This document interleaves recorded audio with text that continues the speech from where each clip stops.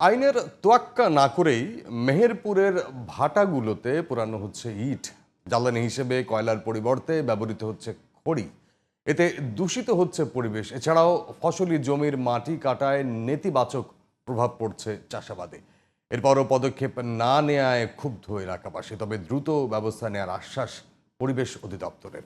মেহেরপুর প্রতিনিধি রফিকুল ইসলামের রিপোর্ট, জানাচ্ছেন আব্দুল মালেক।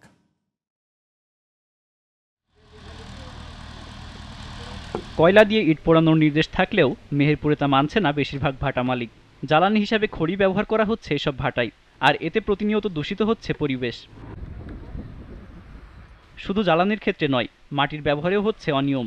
ফসলি জমির মাটি ব্যবহার করায় উর্বরতা নষ্ট হচ্ছে কৃষি জমির। এতে প্রভাব পড়েছে চাষাবাদে।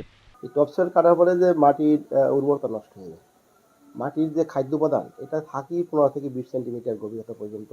এই ইটভাটাগুলো যে পরিমাণ যে ধোঁয়া নির্গত হয় জ্বালানি, সেখানে কার্বন ডাইঅক্সাইড, কার্বন মনোক্সাইড, এটা তো আমাদের শরীরের জন্য, স্বাস্থ্যের জন্য অত্যন্ত ক্ষতিকারক।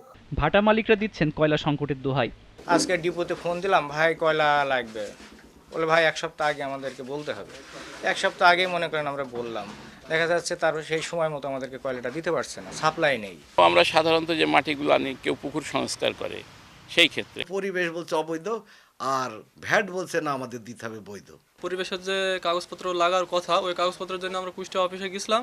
তো আমাদের যে শর্তগুলো দিয়েছে ওই শর্তের ভিতরে ভাটা মনে করেন যে একটাও পড়বে না।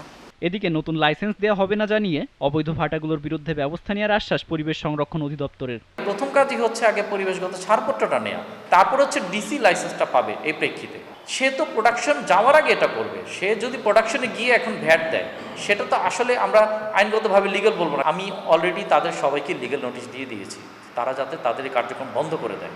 এরপরও যদি তারা চালান, এক্ষেত্রে আমরা আমাদের আইন অনুযায়ী ব্যবস্থা নিব।